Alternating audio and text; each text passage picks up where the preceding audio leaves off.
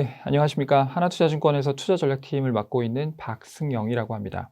오늘 제가 말씀드릴 내용은 혁신의 세컨드 웨이브라고 제목을 한번 달아봤고요.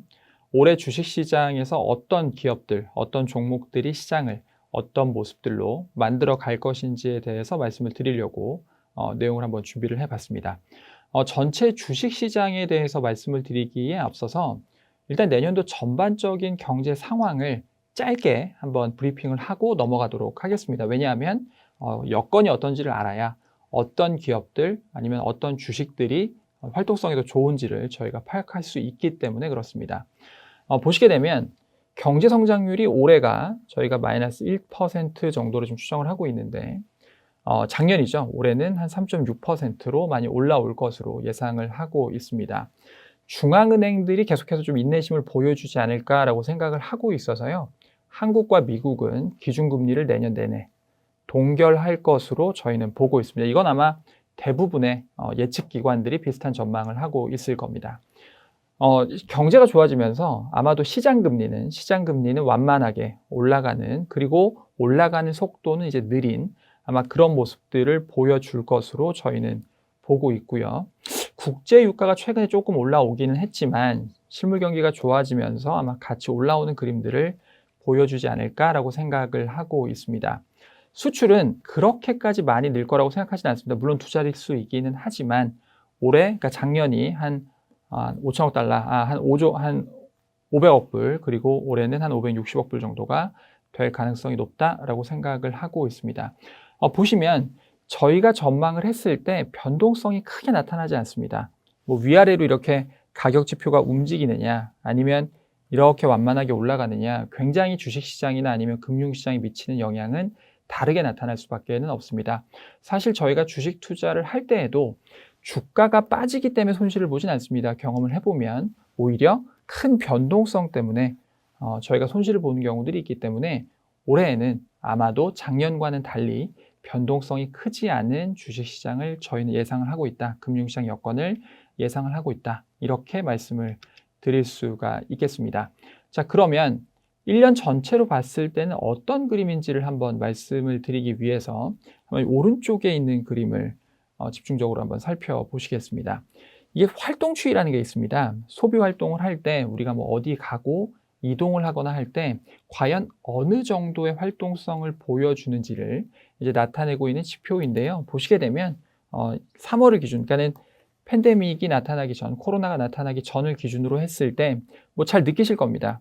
4월에 이제 저점을 찍었죠. 4월에 굉장히 활동들이 위축이 됐다가 좋아졌다가 다시 이제 코로나가 하반기에 특히나 동절기 들어서 나타나면서 조금씩 이제 줄어드는 그런 모습들을 나타내고 있습니다. 지금 미국이나 아니면 다른 선진국들에서는 백신 접종도 시작이 되고 있고, 그리고 보통 독감이라는 것이, 아닌 감기라는 것이 좀 봄이 되거나 그러면 좀 괜찮아지잖아요. 그래서 지금이 아마 활동은 가장 좀 위축되는 기간이 아니겠나라고 생각을 하고 있고요. 뒤로 가면 갈수록 좀 좋아지는 그림을 저희는 예상을 하고 있습니다.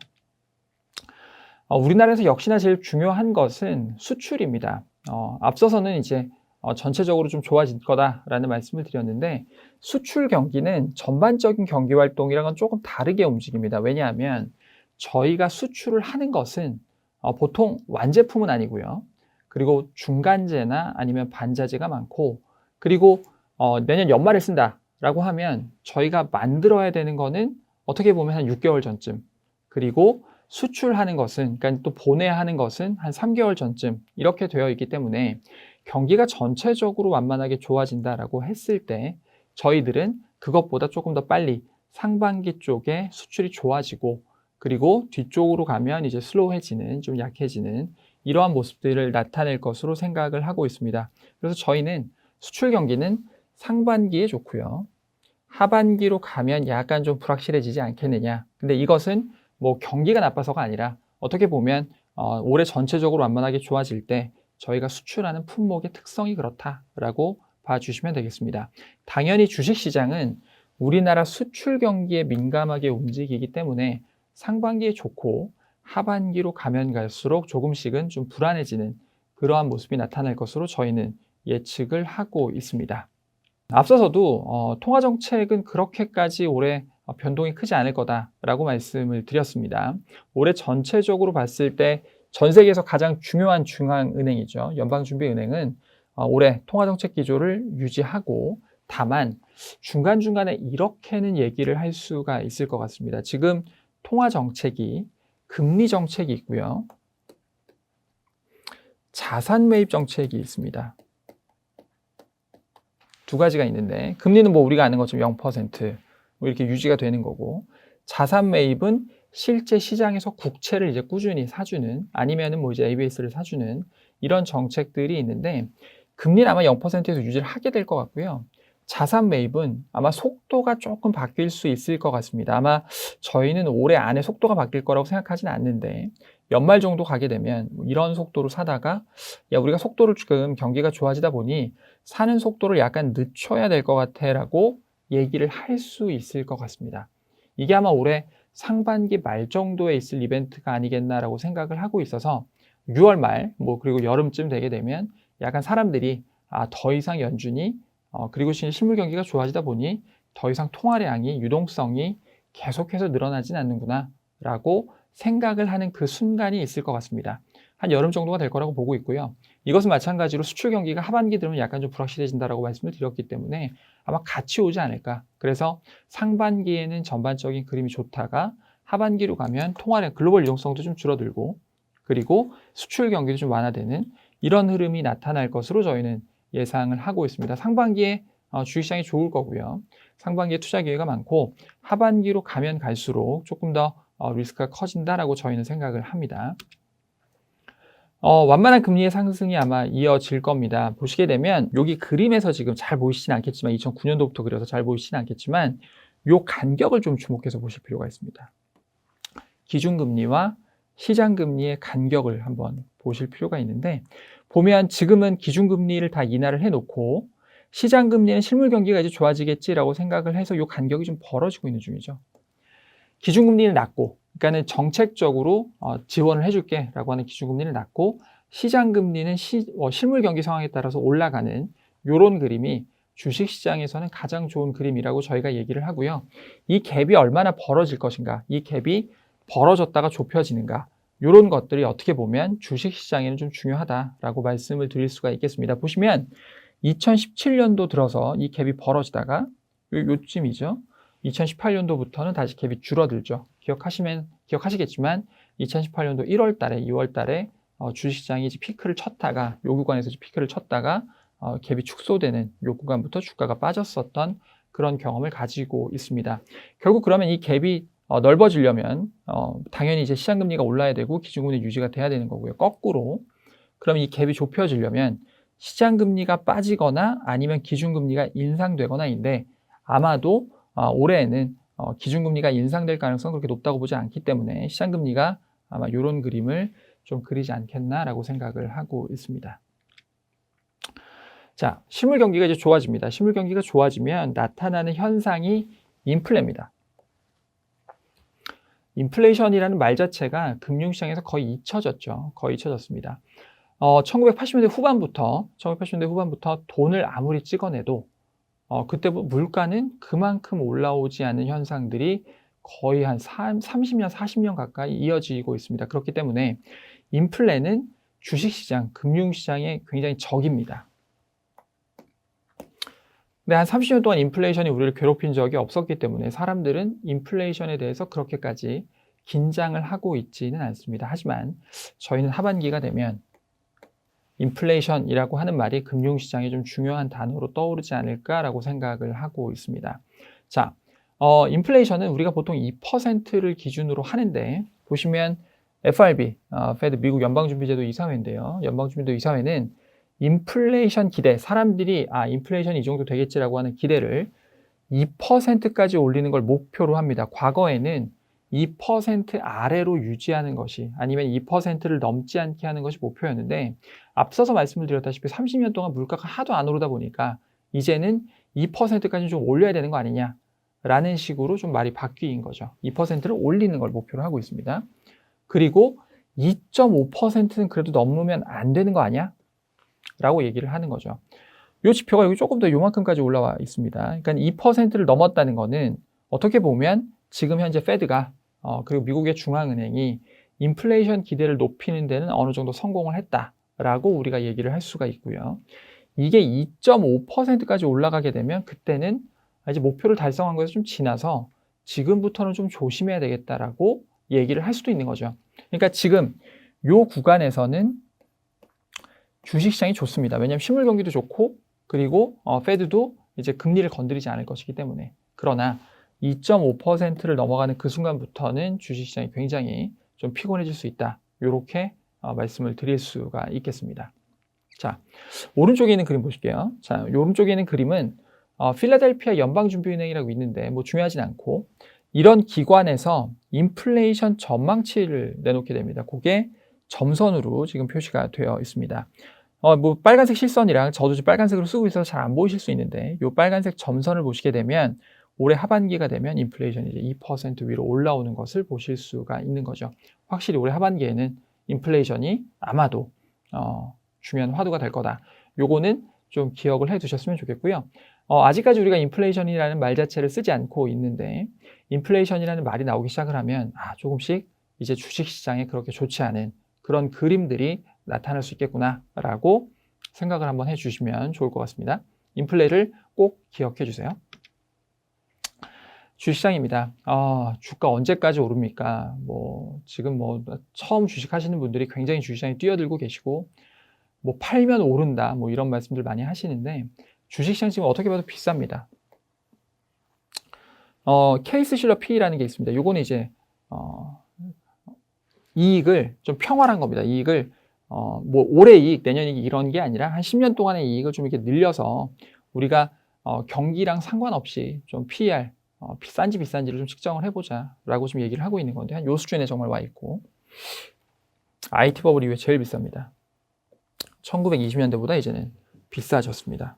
어이구, 비싸졌습니다. 싸다고 얘기할 수 있는 건 없습니다. 근데 왜 싸냐? 그리고 이게 언제까지 계속 될 거냐? 결국 이런 얘기를 해야 되는 건데요. 보시면 요때랑 비교하기가 조금 그래도 요때랑 그래도 우리가 얘기를 해볼 수가 있는 것은 이때만큼 성장률이 나오지는 않지만 그때보다 금리가 더 낮습니다. 이 차트를 보여드린 이유는 결국 주식시장이 가장 취약한 점, 그러니까 주식시장의 상승을 가로막을 수 있는 요인, 그런 것들은 결국 인플레이션이 나오면 금리를 인상을 해야 되기 때문에 금리, 요 두 개다라는 말씀을 반복해서 드리고 있는 거고요. 미국은 비싼데 미국보다 한국 시장 되게 싸다고 얘기를 많이 들었는데 그럼 한국 시장은 별로 안 비싼 거 아니에요? 미국은 지금 25배인데 한국 시장 15배라고 하면 이거는 싸네 라고 생각할 수 있지만 한국 시장과 미국 시장은 기본적으로 약간 좀 다르고요. 한국 시장의 15배도 우리가 2007년도에 굉장히 이제 PR이 비쌌던 기억이 있는데 2007년도에 14배였어요.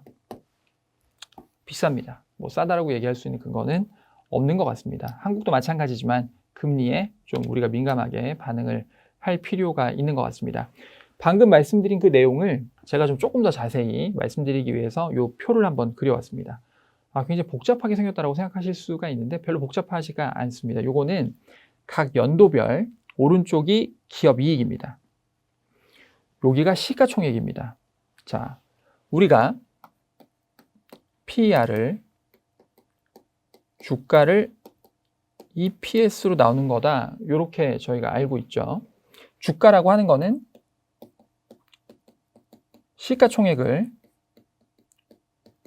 주식수로 나눈 거기 때문에 요거는 이익을 주식수로 나눈 거기 때문에 저희가 이제 또 산수를 배우지 않았습니까? 주식수가 나눠지면 PER을 다시 쓰면 시가총액을 이익으로 나눈 거다. 이렇게 얘기를 해볼 수가 있겠죠. 결국 시가총액을 주식수로 나눈 게 요 선이잖아요. 요 기울기가 PER입니다. 그리고 요거는 연도별로 연말에 각각의 여기 이익과 시가총액의 선을 그려놓은 것이기 때문에 결국 요 밑에 있으면 요 회기선의 밑에 있으면 여긴 싸다 라고 얘기를 할 수가 있겠고 비싸다 라고 얘기를 할 수가 있겠죠. 자, 2020년도에 주식시장은 비쌌습니다. 자, 그럼 올해는 어떻게 되냐? 올해. 이거 회계선이 좀 붙었으니까 싸진 거 아니냐라고 얘기할 수가 있겠지만 2021년 이익은 지금 예상치입니다. 지금 2월이잖아요. 그럼 올해 1년 동안 기업들이 얼마 벌지를 우리가 예상을 해놓은 겁니다. 예상. 이 예상이 잘 들어맞으면 요만큼의 이익이 나오는 건데 그래도 회계선보다 위에 있잖아요. 비싼 구간에 있고요.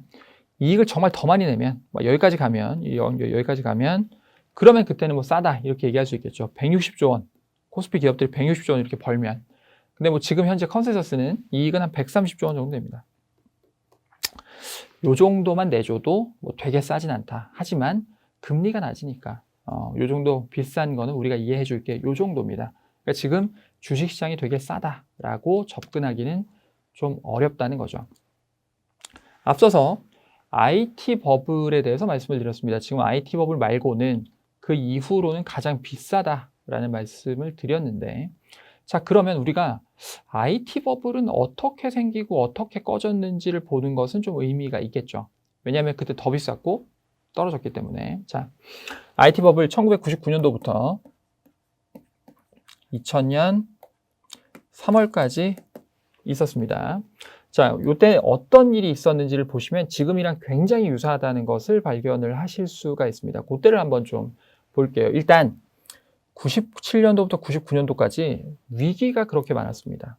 아시아 외환위기, 러시아 모라토리엄, LTCM 롱텀 캐피탈 매니지먼트 파산 이런 위기들이 연달아 겹치면서 사실 미국 경기는 그렇게 나쁘지 않았는데 FRB가 미국의 중앙은행이 저금리 기조를 유지하고 있었습니다.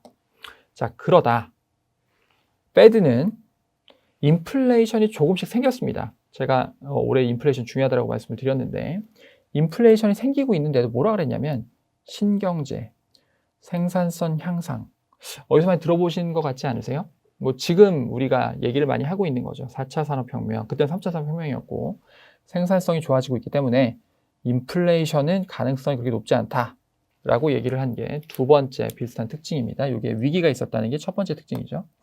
요건 지금 이제 우리가 코로나 이렇게 얘기를 할 수가 있겠고 신경제, 생산성 향상 이런 것들이 이제 두 번째.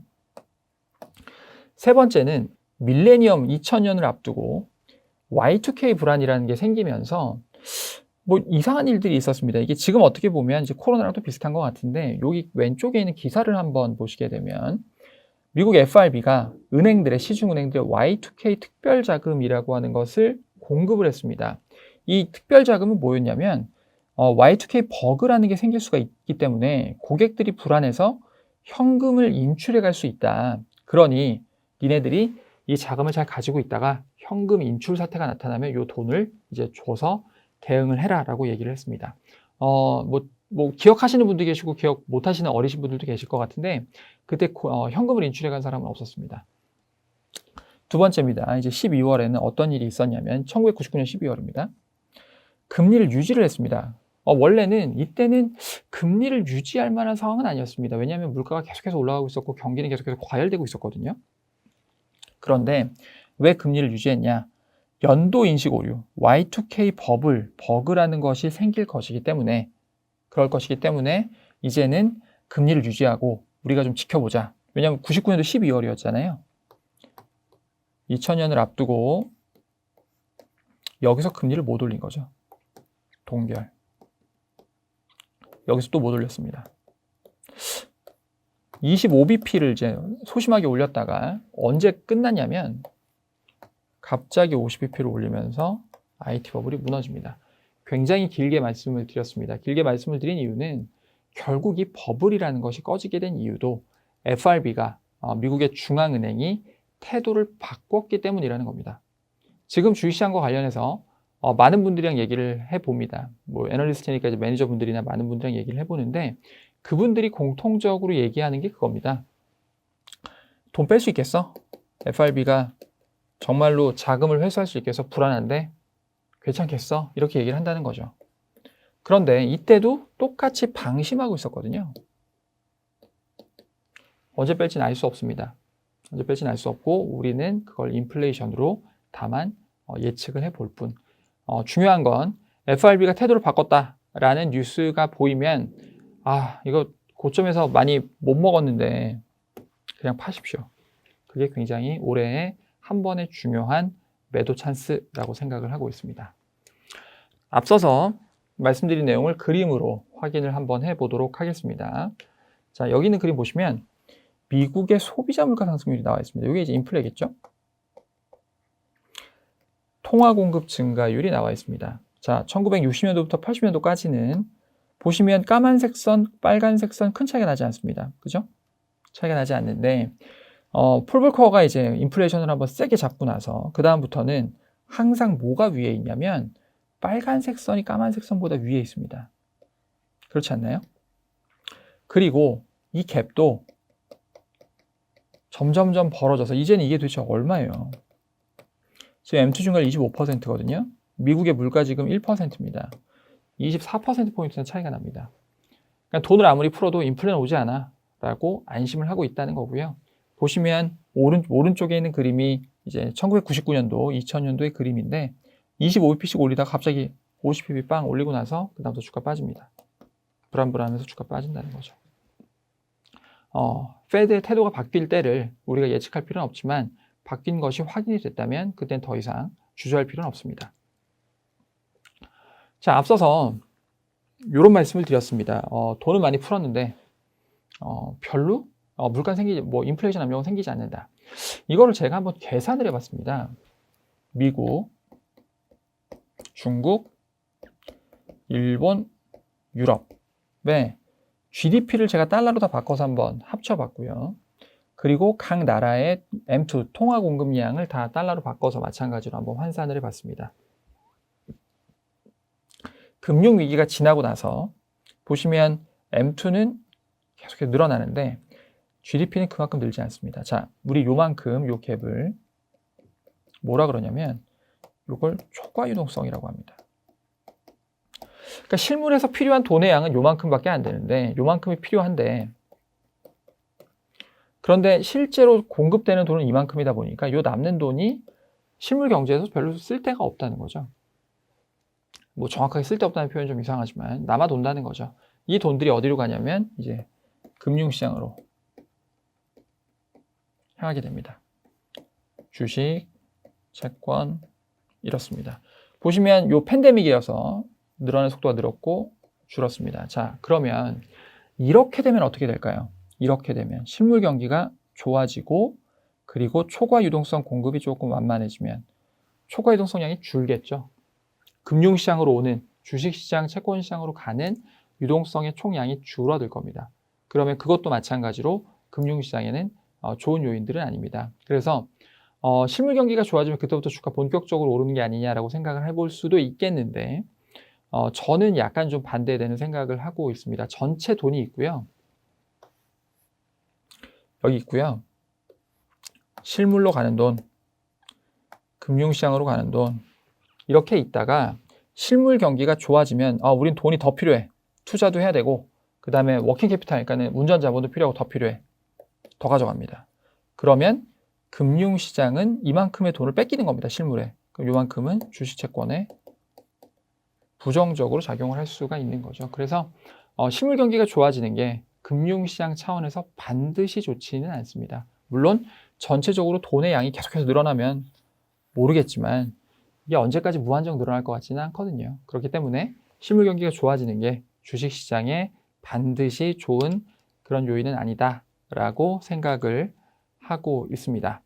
자, 그러면 유동성 장세가 되면 나중에 어떤 모습이 되는지를 좀 보여드리도록 하겠습니다. 그림을 보시면 처음에는 대형주가 오릅니다.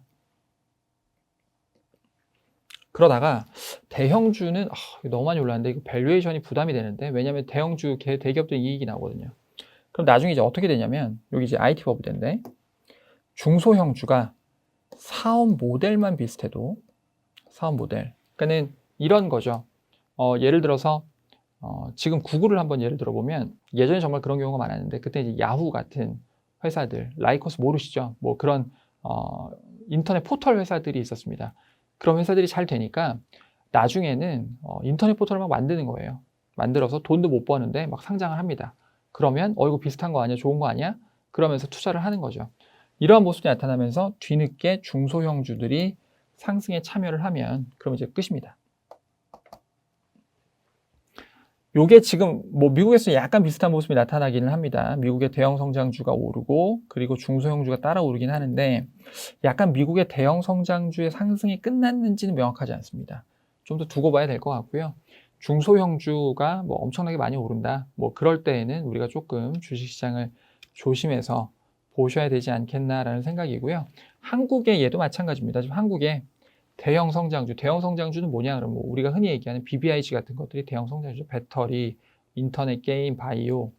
대기업들이 먼저 주가를 한 번 이제 많이 올렸고요. 그러면서 주가가 이제 코스피가 3,000포인트까지 올라온 거고 중소형 성장주가 이걸 따라서 올라가게 되면 그때는 끝난다라고 보시면 되는 거죠. 근데 최근에 보면 아직까지는 대형주 중심의 시장이 나타나고 있기 때문에 저희가 지금 여기서 끝이야 라고 얘기할 필요는 없지 않나라고 우선은 생각을 하고 있습니다.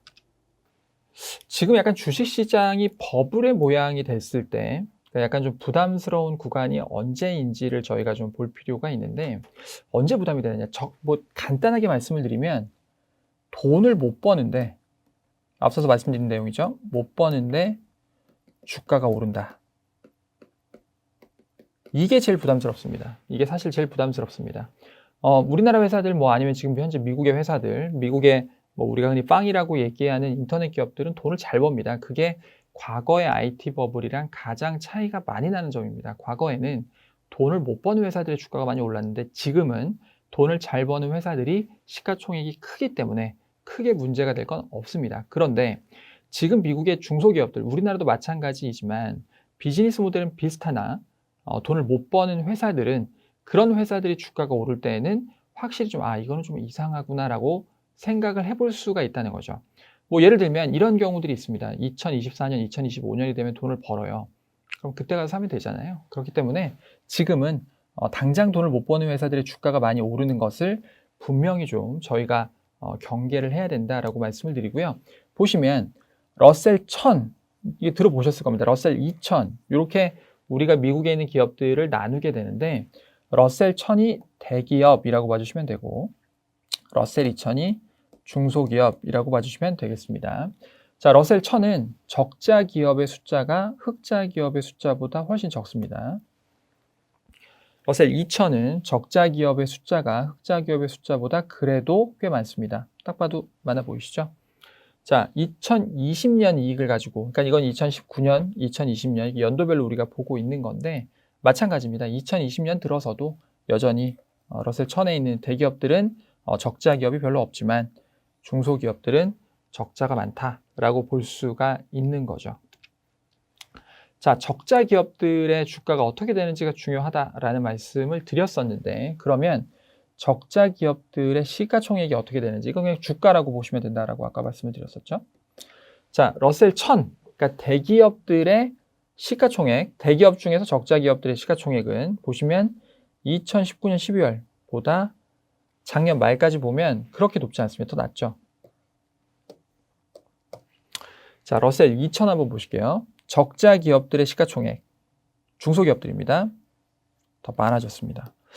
자, 요거는 그렇게까지 좋은 그림은 아닙니다. 왜냐하면 요 회사들은 지금 바이오텍 같은 회사들이 여기 많기 때문에 그렇기는 한데 지금 보면 적자 기업들의 시가총액도 조금씩 올라가고 있다라고 하는 것은 사실 주식시장의 좋은 면은 아닙니다. 그러면 이게 그럼 뭐 아까 안 좋다 했으니까 지금 주가 뭐 팔아야 되는 거 아니냐 이게 아니라요. 이게 뭐 이렇게 올라가지 뭐 이런 모습들이 나타나기 전까지는 우리가 경계심을 가지고 지금 주식시장을 좀 지켜볼 필요가 있다라고 말씀을 드릴 수가 있겠습니다. 자, 뭐 관심도 많으시고 올해 어떻게 보면 굉장히 중요한 주식시장의 팩터를 한 가지 좀 짚고 넘어가야 될 것 같습니다. IPO입니다. 드릴 말씀이 좀 많은데 IPO는 이렇게 보시면 됩니다. IPO를 왜 하느냐? 지금 주식시장에 굉장히 많은 회사들이 있다고 해보죠. 근데 보통 약간 지금 상황과 그러니까 현재 상황과 맞지 않는 기업들이 퇴출이 됩니다. 좋지 않은 회사들이 퇴출이 됩니다. 그럼 요만큼이 비잖아요. 요만큼을 누가 채우냐면 이제 현재 시대 세상 그러니까 앞으로 이런 좋은 회사들 아니면 앞으로 이렇게 좋아지는 산업들, 그런 회사들이 들어와서 채우게 됩니다. 뭐 지금 우리가 이거를 뭐 4차 산업혁명 이렇게 얘기를 하는 거잖아요. 그러면 여기 있는 회사들은 기존에 있는 회사들이 아니기 때문에 이제 새로 등장을 해야 되는 거죠. IPO. 자, 이 말씀을 드리는 이유는 IPO라고 하는 것 자체가 결국은 성장주들이 등장하는 경로가 될 수밖에 없다는 말씀을 드리는 겁니다. 왜냐하면 새로운 산업들이 등장을 하고 그 새로운 산업들의 기업은 당연히 신생 기업일 테고, 그러니까 새롭게 등장하는 회사들은 어떻게 보면 비쌀 수밖에 없습니다. 왜냐하면 성장이니까, 성장에 대한 기대를 받고 있어서 밸류에이션은 비쌀 수밖에 없고요. 이 회사들 지금 당장 돈을 버느냐? 뭐 지금 당장 돈을 못 버는 경우도 많고요. 돈 못 버는 경우도 많기 때문에 IPO 기업들이 너무나 시장이 많아지면 이것도 약간 주식시장 입장에선 피곤합니다. 우리나라 기업들도 그렇고 최근에 이제 공모주에 대한 관심도 많아지시고 신규 상장에 대한 기업 뭐 관심도 많아지십니다. 뭐 당연히 그럴 수밖에 없습니다. 왜냐하면 성장이 안 나올 때는 성장주에 관심이 더 많아집니다. 주식시장이라고 하는 것이 항상 희소성을 쫓아다니기 때문에 성장률이 높을 때는 싼 회사들을 찾고요. 싼 주식을 찾고, 성장률이 낮을 때는 비싼 주식을 찾는 것이 어떻게 보면 주식시장의 특성이라고 볼 수가 있는 거죠. 자, 한번 보시겠습니다. IPO 지수입니다. 이 IPO 지수는 새로 상장한 회사들의 주가를 이제 모아놓은 지수다라고 보실 수가 있겠는데, IPO 지수가 보면 2020년에 나스닥보다도 훨씬 더 많이 올라 있는 것을 보실 수가 있는 거죠. 새로 상장한 기업들의 주가가 좋은 건 어떻게 보면 지금 주식시장이 그만큼 화랑이다라고 하는 증거도 되겠지만, 이게 너무나 오래 지속되다 보면 이거는 좀 주식시장이 부담이 될 수밖에 없습니다. 보시면 미국의 IPO 금액도 미국 같은 경우에는 쉐일붐 당시를 지금 상회하고 있습니다. 우리는 2014, 2015년도에 그냥 별로 우리나라 주식시장 별 대단한 일이 없었는데요. 그때 미국에서는 쉐일 오일, 쉐일 가스 이런 쪽들의 붐이 일면서 그때 기업들 상장이 굉장히 많았습니다. 지금 그때를 넘어서고 있다.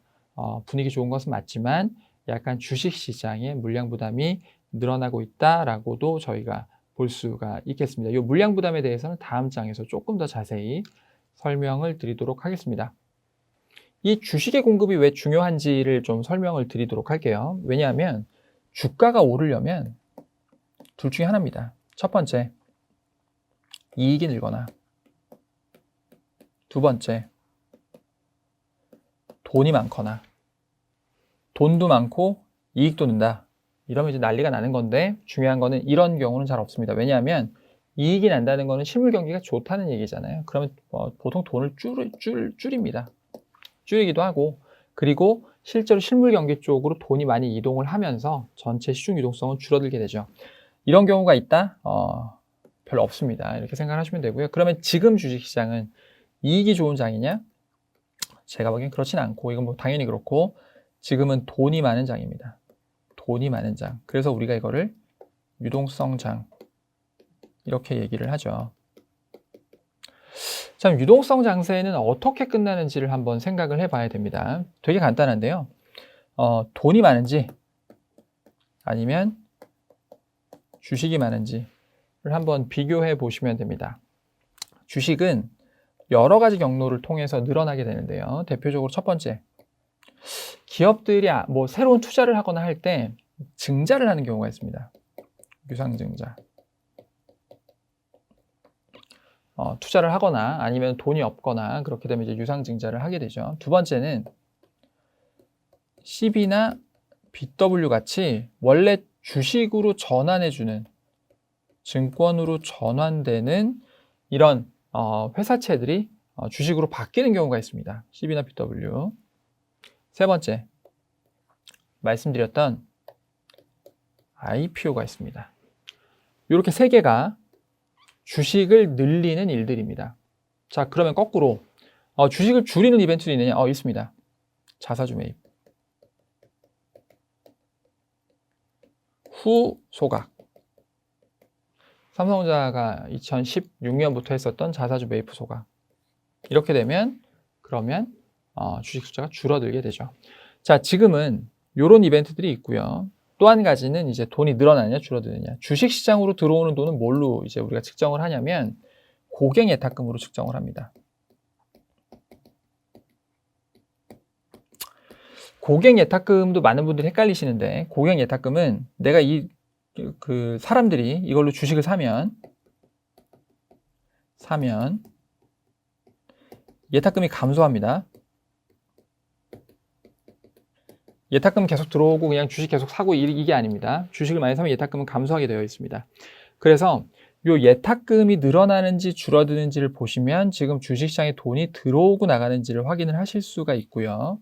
주식은 유상증자, CBBW, IPO 중에서 보통 경기가 안 좋을 때 유상증자를 돈이 필요해서 많이 하는 경우들이 있고, 이제 IPO가 지금 주식시장의 대표적인 이벤트라고 볼 수가 있겠습니다. 자, 길게 말씀을 드렸고요. 보시게 되면 아직은 IPO, 주식전환, 유상증자 이렇게 3개가 있는데요. IPO가 빨간색으로 표시가 되어 있고 유상증자가 회색입니다.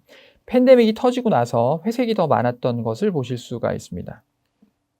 지금은 IPO가 많습니다. SK바이오팜이나 카카오게임즈나 뭐 이런 회사들이 이제 IPO를 통해서 주식시장에 공급을 많이 늘리고 있다라고 보시면 되겠고요. 올해 공모주 펀드에 대한 관심 많으시죠?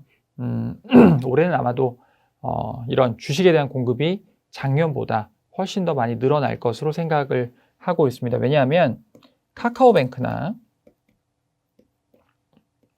크래프톤이나 SK바이오사이언스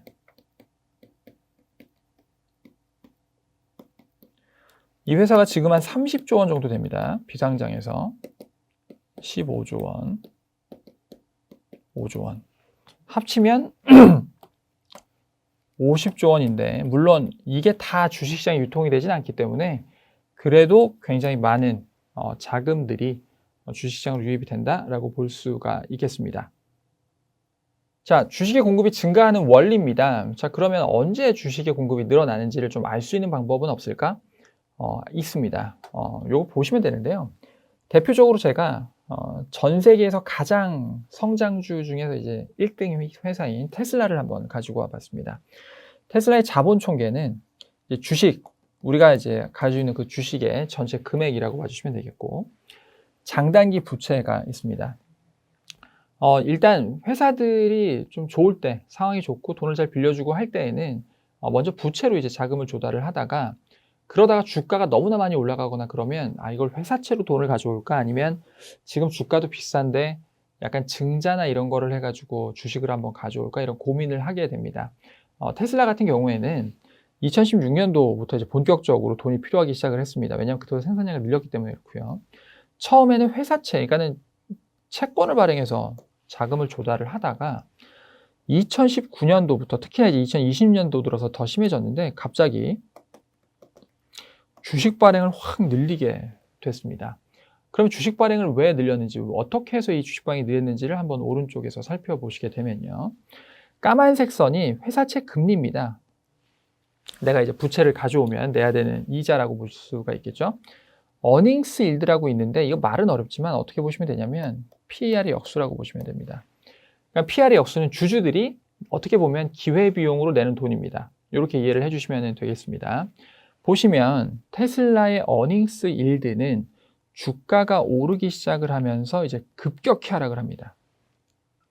회사채 금리는 실제로 뭐 장사가 잘 되기 시작을 하면서 높긴 했지만 많이 떨어져 있는 거죠. 요 갭을 보면 특히나 이 주가가 지금 너무나 비싸기 때문에 테슬라 입장에서는 회사채로 돈을 빌리는 것보다, 그러니까는 부채로 돈을 빌리는 것보다 이건 그냥 주식시장에다가 자본 발행해서, 그러니까 유상증자해서 돈을 빌리는 것이 좋다라고 판단을 했기 때문에 이렇게 늘어났다라는 거죠. 주가가 오르면 PER이 올라가면 주가가 비싸지면 자연스럽게 주식의 공급이 늘어납니다. 이 말은 중요합니다. 왜냐하면 거꾸로 주식의 공급이 늘어나는 현상이 관측이 되면 주가가 비싸구나 라고 우리가 판단을 할 수가 있다는 거죠. 제가 방금 전에 올해 우리나라 공모 시장에 공모하는 IPO하는 회사들이 많아질 거다라고 말씀을 드렸는데 그만큼 지금 한국 주식 시장은 싸다 비싸다? 비싸다라고 얘기를 할 수가 있겠습니다. 주식 공급이 늘어난다는 것은 비싼 어떤 이 주식 시장을 활용을 하는 거고요. 주식 공급이 늘어나게 되면서 그러면서 지금 많이 늘어나 있는 유동성을 줄이는 그런 효과를 가져오게 됩니다. 아마도 그러면서 유동성 장세가 끝나지 않을까라는 생각을 하고 있고요. 저는 그러다 보니까 카카오뱅크, 크래프톤, SK바이오사이언스 그 외에도 굉장히 많은 회사들이 이제 주식시장에 상장을 하게 되면 그때 이 유동성 장세가 끝나지 않을까라고 보고 있습니다. 우리나라의 대표적인 회사들입니다. LG화학입니다. LG화학 한번 보실게요. LG화학은 원래는 이제 부채로 자금 조달을 하다가 최근에 이제 LG에너지솔루션 같은 것들을 물적 분할을 해서 내가 상장을 하겠다라고 얘기를 하고 있죠. 마찬가지입니다. 이런 회사들이 가지고 있는 CBBW 같은 것들 전환을 하면서 최근에 자본 총계가 증가하고 있는 것을 보실 수가 있겠고, 우리나라의 대표적인 또 하나의 성장주인 카카오를 보시게 되면 카카오는 원래부터 이자 발생 부채가 별로 없습니다. 아닌데 CB 있는데 라고 얘기하실 수가 있는데 그 CB는 2표, 그러니까 금리가 0%예요. 그래서 이자가 발생하지 않기 때문에 이자 발생 부채로 저희가 치지 않습니다. 없고 계속해서 증자를 통해서 아니면 CBBW나 이런 것들을 주식으로 전환을 해서 자금을 조달하고 있는 회사라고 저희가 볼 수가 있는 거죠. 대표적인 성장주들이고요. 성장주들이 주식의 공급을 늘릴 때 그때 이 유동성 장세는 끝난다. 그러면 언제 공급을 늘리느냐? 주가가 비쌀 때라고 우리가 이해를 할 수가 있겠죠. 앞서서 말씀드린 그런 회사들이 어느 정도 사이즈가 되는지를 좀 실감나게 보여드리기 위해서 제가 한번 가져와 봤습니다. 2021년에 예정된 주요 IPO 기업들입니다. 카카오뱅크 아까 말씀드렸던 것처럼 30조입니다. 시가총액 거의 10등 안에 들어가요. SK바이오사이언스, 크래프톤, SK바이오사이언스 이거 액면 분할 전이어서 아마 이렇게 나온 것 같은데 보시면 15조입니다. 시가총액 28위에 이제 들어가게 됩니다. 이렇게 28위에 들어간다는 것 자체가 굉장히 여러 사람들 피곤하게 하는 겁니다. 왜냐하면 이 벤치마크를 운용하는 사람들 입장에서는 이렇게 갑자기 큰 주식이 들어오잖아요. 그럼 이걸 사야 되잖아요. 이 주식을 갑자기 큰 주식이 들어왔으니까 사야 되잖아요. 그럼 얘를 조금씩 다 팝니다. 조금씩. 다 팔아서 얘를 삽니다. 다 팔아서 얘를 삽니다. 어떻게 되나요? 이 나머지 상장 주식들은 안 좋죠. 그렇기 때문에 IPO는 기존 상장 주식들에게는 좋지 않다라고 우리가 얘기를 해볼 수가 있겠습니다. 자, 전체적으로 이제 1분기 어닝 모멘텀, 그러면 올해는 유동성 장세이긴 하지만 그래도 이익에 대해서 저희가 한번 마지막으로 짚어볼 필요가 있는 것 같습니다. 전체 이익을 보게 되면 올해 상반기까지는 이익 모멘텀이 그래도 존재하는 것을 볼 수가 있습니다.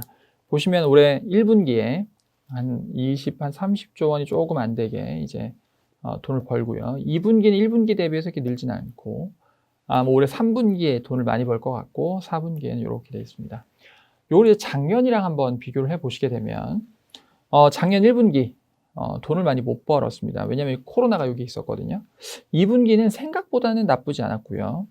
1, 2분기에 못 번 거를 원래 요만큼씩 이제 벌었어야 되는 건데 요거를 다 어디에다 얹어줬냐면 여기다 얹어줬습니다.